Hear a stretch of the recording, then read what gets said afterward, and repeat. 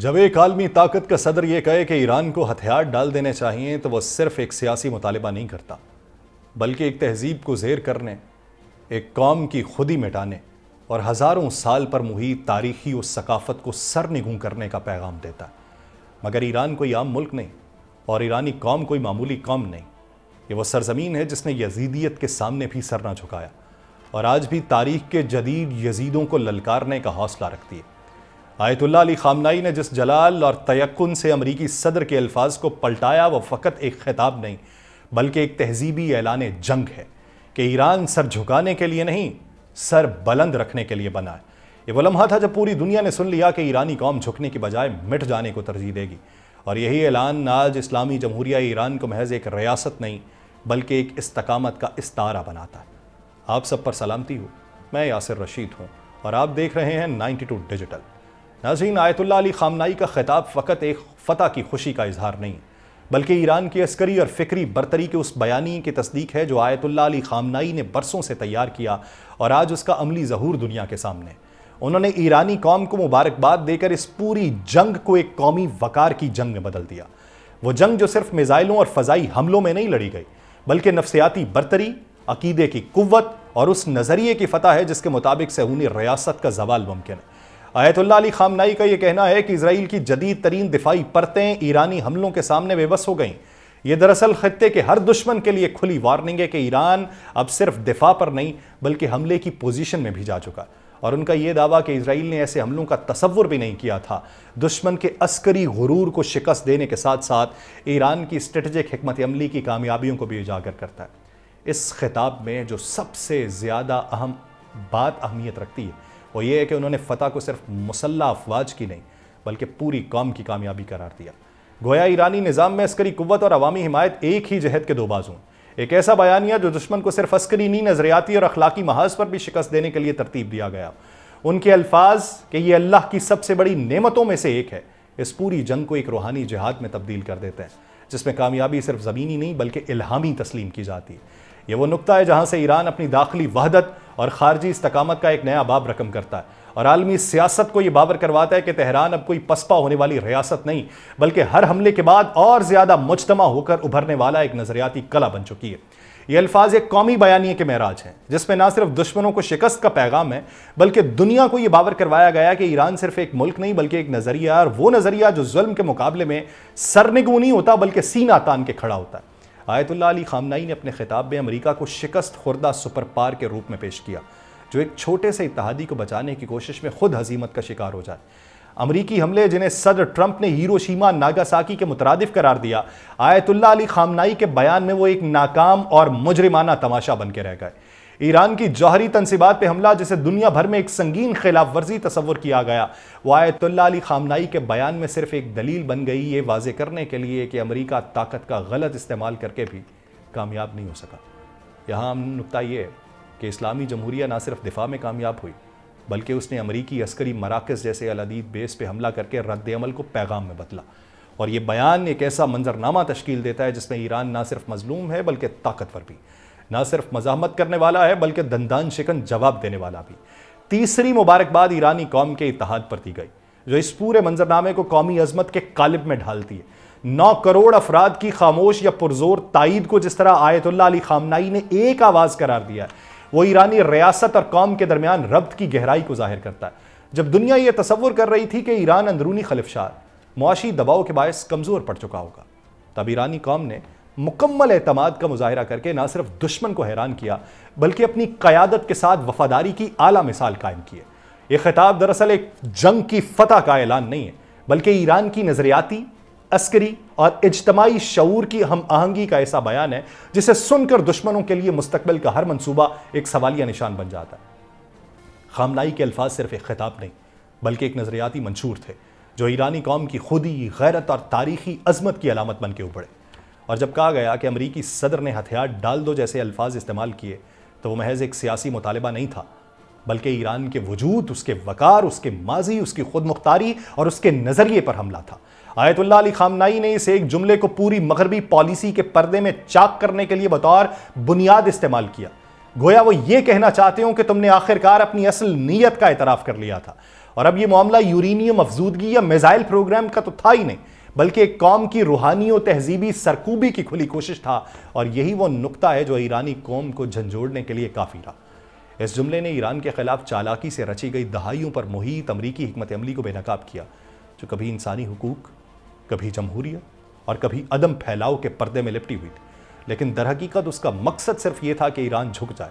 خاموش ہو جائے، عالمی طاقتوں کے قدموں میں بیٹھ جائے۔ مگر جب یہ مطالبہ زبان پر آیا تب ایرانی قیادت نے پوری قوت سے اس کی تردید کی، ایک ایسی تردید جو فقط سیاسی بیانیہ نہیں بلکہ ایک تہذیبی اعلان تھا، ایک تمدنی انکار تھا، ایک انقلابی پیغام تھا کہ ہتھیار ڈالنے کا تصور ہی ایرانی قوم کے شایان نشان نہیں۔ یہ بیان ایران کی اس فکری بالادستی کا اعلان ہے جو امریکہ جیسے عسکری دیو کے سامنے بھی لرزاں نہیں ہوتی۔ آیت اللہ علی خامنہ نے نہ صرف اس نقطے کو نمایاں کیا بلکہ اسے قوم کی اجتماعی غیرت کا محور بنایا۔ انہوں نے کہا ہتھیار ڈالنا ایک ایسی بات ہے جو صرف دشمن کی بے شرمی نہیں بلکہ ایرانی عظمت کی نفی ہے، اور ایرانی قوم ایسی کسی نفی کو قبول نہیں کرے گی، نہ کل، نہ آج، نہ کل قیامت تک۔ اور یہ خطاب ایرانی قوم کے لیے ایک عہد کی تجدید تھی جس میں اس کے ہر فرد کو یہ پیغام دیا گیا کہ تمہارا جھکنا دشمن کی فتح نہیں بلکہ اپنی نسلوں کی شکست ہوگی۔ یہی وہ اصول ہے جو ایران کو فقط جغرافیائی ملک نہیں بلکہ ایک فکری قلعہ بنا رہا ہے۔ دوسری طرف تہران کی زیر زمین سرنگوں سے لے کر خوزستان کی دھول بری زمین تک ایران میں خفیہ محاذ بھی گرم ہے، جس میں دشمن کی گولیاں نہیں بلکہ سازشیں گونج رہی ہیں۔ تہران میٹرو کی ایک عام سی بوگی میں بیٹھا وہ مسافر جسے شاید کوئی راہگیر نہ سمجھتا، پولیس کی تیز نگاہ کا وہ شکار بنا،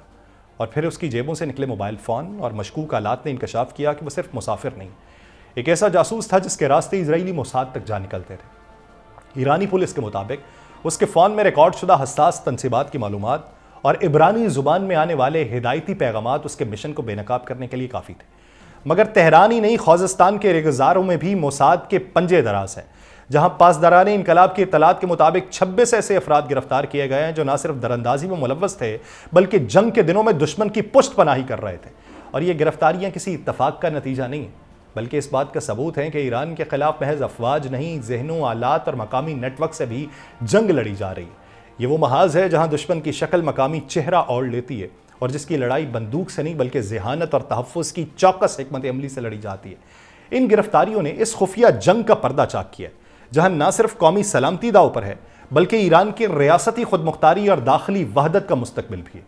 مشرق وسطیٰ کے خونی افق پر جب جنگ، بغاوت اور جارحیت کے سائے گہرے ہو رہے ہیں، عین اسی وقت امریکہ ایک اور مارکا خاموشی سے برپا کر رہا ہے۔ وہ مارکا جو بندوق سے نہیں بلکہ سفارتی دباؤ، معاشی ترغیب اور اسٹریٹجک وعدوں سے جیتا جاتا ہے۔ امریکی صدر کے مشیر برائے مشرق وسطیٰ سٹیو ویٹکاف کا یہ بیان کہ ایسے ممالک بھی اسرائیل کو تسلیم کریں گے جن کا تصور بھی نہیں کیا جا سکتا، یہ در حقیقت ایک نئی سفارتی جنگ کی نقاب کشائی ہے۔ ابراہم معاہدے کے دائرے کو وسعت دینے کا یہ خواب نہ صرف مشرق وسطیٰ کے جغرافیے کو بدلنے کی کوشش ہے بلکہ ایک ایسے نظریے کی توسیع بھی ہے جو اسرائیل کی علاقائی قبولیت کو عالمی سطح پر تسلیم شدہ حقیقت بنانے پر تلا ہوا ہے۔ اور بہت سارے ایسے ممالک اسرائیل کو تسلیم کرنے کی نظیر اب ان دروازوں کی طرف دیکھ رہی ہے جو برسوں سے بند تھے اور جنہیں کھولنے کی قیمت صرف سفارتکاری نہیں، قومی نظریات کی قربانی ہوگی۔ اور یہ بیانیہ کہ اسرائیل کو تسلیم کرنے سے مشرق وسطیٰ میں تعاون آئے گا، توازن بنے گا، در حقیقت یہ ایک ایسی تھیری ہے جسے اسرائیلی مفاد کے وعدے سے پرکھا جا رہا ہے اور جس کے نتائج خطے کی مقبوضہ زمینوں، مظلوم قوموں اور اسلامی وحدت کے تناظر میں شاید بہت مہنگے ثابت ہوں۔ اور امریکہ یہ کھیل بڑی خاموشی سے کھیل رہا ہے مگر اس کے اثرات دھماکے سے کم نہیں ہوں گے۔ جبکہ ایران کی سرزمین جب اسرائیلی جارحیت کے شعلوں سے جھلس رہی تھی تب پاکستان نے جو قدم اٹھایا وہ محض سفارتی روایت نہیں بلکہ ایک برادر ملک کے وقار اور اصولی جرت کی گونج تھی۔ پاکستان کا وہ دو ٹوک موقف جب صدر، وزیر اعظم اور فیلڈ مارشل کے بیانات میں نمایاں طور پہ دیکھنے کو ملا کہ نہ صرف ایران کی حوصلہ افزائی تھی بلکہ اس پورے خطے کو یہ پیغام دینے کے مترادف تھا کہ ظلم کے مقابلے میں خاموشی کوئی آپشن نہیں ہے۔ ایران میں تعینات سفیر رضا امیری مقدم کا پاکستانی قیادت اور عوام کا شکریہ ادا کرنا اس تعلق کی ایک علامتی لیکن گہری جھلک ہے جسے وقت اور حالات کی دھند میں بھی دھندلایا نہیں جا سکتا۔ ان کا یہ کہنا کہ ایرانی قوم پاکستانی عوام کی حمایت کو کبھی نہیں بھولے گی، یہ ایک جذباتی وابستگی اور جغرافیائی ہم آہنگی کا آغاز ہے جو محض الفاظ نہیں بلکہ ایک نئے اعتماد کی بنیاد ہو سکتی ہے۔ یہ لمحہ اس لیے بھی اہم ہے کہ جب بعض مسلم ممالک اسرائیل کو تسلیم کرنے کے صف میں کھڑے ہو رہے ہیں، پاکستان نے عالمی دباؤ کے باوجود حق اور سچ کا ساتھ دینے کو اپنی قومی غیرت سمجھا۔ اور ایران کا یہ اعتراف دراصل پاکستان کے اس کردار کی عالمی سطح پر توثیق ہے جو ہمیشہ مظلوم کے ساتھ کھڑا ہوتا ہے، چاہے وہ فلسطین ہو یا تہران ہو۔ جبکہ ادھر امریکہ کے صدر ڈونلڈ ٹرمپ ایک بار پھر عالمی سیاست کے گرداب میں اس انداز سے داخل ہو رہے ہیں جس سے نہ صرف واشنگٹن کی ترجیحات آشکار ہو رہی ہیں بلکہ اسرائیل کے داخلی بحران پر بھی ایک غیر معمولی اثر مرتب ہو رہا ہے۔ بنجمن نیتن یاہو جو اس وقت کرپشن کے سنگین الزامات کے تحت قانونی گھیرے میں جسے پیر کے روز عدالت میں پیش ہونا ہے، اس کے دفاع میں ٹرمپ کا اس شدت سے میدان میں آنا خود اسرائیلی عدلیہ اور سیاسی اداروں پر عدم اعتماد کا اعلان لگتا ہے۔ ٹرمپ کا یہ کہنا کہ نیتن یاہو پر لگائے گئے الزامات غیر منصفانہ ہے اور اس کا ٹرائل منسوخ کیا جائے، یہ محض ایک دوست لیڈر کا ذاتی دفاع نہیں ہے بلکہ ایک ایسے شخص کی سیاسی واپسی کی تمہید بھی ہے جو مشرق وسطیٰ میں طاقت کے توازن کو ایک خاص سمت میں برقرار رکھنا چاہتا ہے۔ نیتن یاہو اور ٹرمپ کے درمیان تعلق محض ذاتی نہیں بلکہ نظریاتی بھی ہے۔ ایران کے خلاف جارحانہ پالیسی، ابراہم معاہدہ اور اسرائیل کی بالادستی کا تحفظ، یہ سب وہ ستون ہیں جن پر دونوں لیڈر نے اپنی اپنی قیادت کی بنیاد رکھی، اور ایسے میں نیتن یاہو کی عدالتی مقدمات کو سیاسی انتقام قرار دینا یہ دراصل اسرائیل کے اس اندرونی تصادم کو ہوا دینا ہے جس میں عدلیہ، سیکیورٹی ادارے اور سیاستدان ایک دوسرے کے آمنے سامنے کھڑے ہیں۔ اور ٹرمپ کی جانب سے یہ کہنا کہ امریکہ نے اسرائیل کو بچایا، اب بنجمن نیتن یاہو کو بچائے گا، یہ ایک طرف اسرائیلی خود مختاری پہ بھی سوال ہے اور دوسری طرف یہ بھی باور کرواتا ہے کہ خطے کی سیاست میں شخصیات اصولوں سے کہیں زیادہ اہم ہوتی ہیں۔ ایسے میں اگر نیتن یاہو کو واقعی کوئی رعایت ملتی ہے تو یہ اسرائیلی عدالتی نظام کی آزادی اور شفافیت کے لیے بھی ایک کڑی آزمائش ہے، اور ساتھ ہی خطے کے ان حلقوں کے لیے ایک نیا پیغام ہے جو طاقت کو انصاف پر فوقیت دینے کے قائل ہے۔ اسرائیل کی وہ مکمل فتح جس کا وعدہ وزیراعظم بنجمن نیتن یاہو نے اپنی خائف اور زخمی قوم سے غزہ کی 627 ہولناک راتوں کے بعد کیا تھا، وہ آج خود اسرائیلی تجزیہ کاروں کے قلم سے شکست کی صورت میں اعتراف بن کے سامنے آ رہا ہے۔ ٹوٹل وکٹری کا جو تصور بنجمن نیتن یاہو نے اسرائیلی عوام کے ذہن میں بویا وہ ایران کی جانب سے آنے والے طوفانی رد عمل کے آگے بکھر کے رہ گیا۔ معروف اسرائیلی تجزیہ کار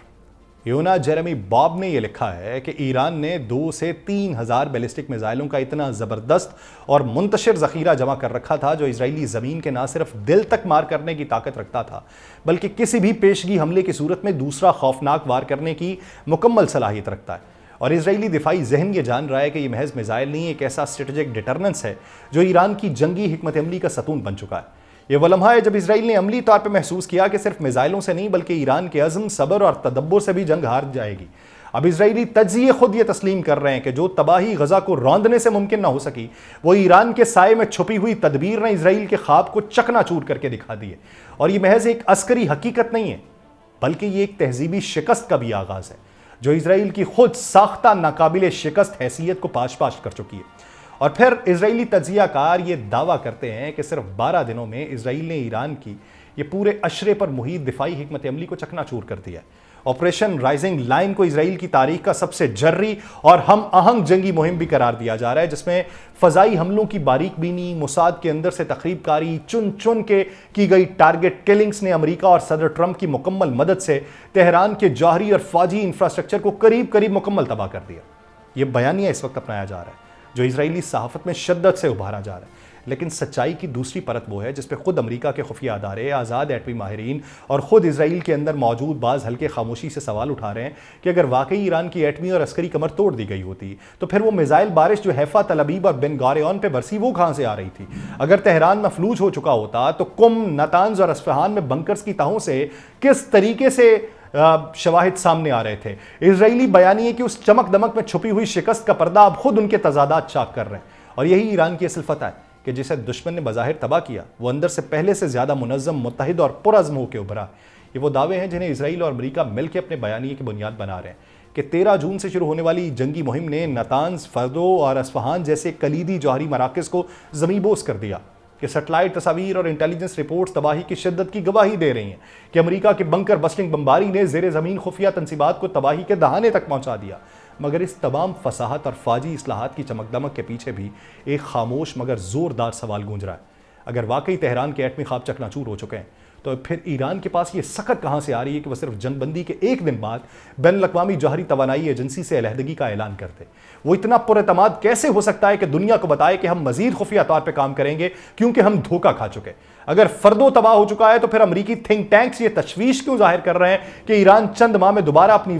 افزودگی کی سطح کو بحال کر سکتا ہے؟ یہ تضادات ایک نئی سچائی کو جنم دے رہے ہیں کہ جو کچھ نظر آ رہا ہے ضروری نہیں کہ وہی اصل ہو۔ ایران کی خاموشی، اس کا تدبر اور حملوں کے باوجود اس کا بین الاقوامی اداروں کو خیرباد کہنا